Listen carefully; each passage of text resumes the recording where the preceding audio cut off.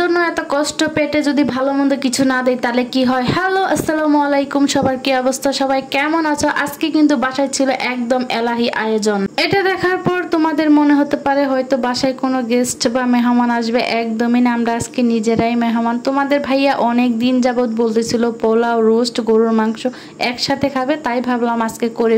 স্বামীকে খুশি করার জন্য এতটুকু কষ্ট তো আমি করতেই পারি। এখানে রোস্টের জন্য আমি কিছু সলিড পিস নিয়ে নিছি, তার সাথে লেবু আর হলুদ অ্যাড করে নিছি, তারপরে ভাজার জন্য তেল দিয়ে দিলাম।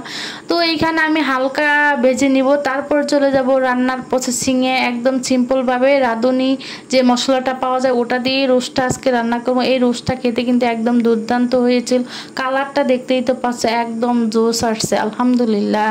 তারপরে চলে গিয়েছিলাম হচ্ছে পোলাও রান্না করতে, আর আমার হাতের পোলাওটা অনেক ঝরঝরা হয়, খেতে অনেক বেশি মজা লাগে। দেখো কালারটা কত সুন্দর আসছে, একদম ঝরঝরে হয়েছে, সাদা দবদবা দেখেই মনে হচ্ছে খেয়ে ফেলি, তাই না?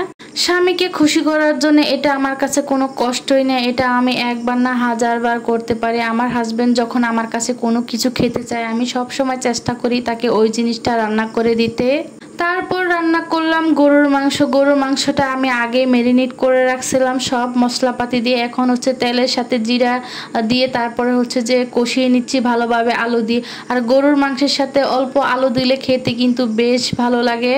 তবে হ্যাঁ, সেই ঈদের সময় হচ্ছে পোলাও, গরুর মাংস, রোস্ট খাওয়া হয়েছে, এরপরে আর একদিনও হচ্ছে রান্না করিনি। তোমরা তো কম বেশি সবাই জানো বাসার ভিতর তিনজন মানুষ, সবসময় চাইলেই হচ্ছে দেখা যায় এলাহি আয়োজন করা যায় না। তবে যাই হোক, আজকে আলহামদুলিল্লাহ আল্লাহ রিজিকে ছিল, খাইছি।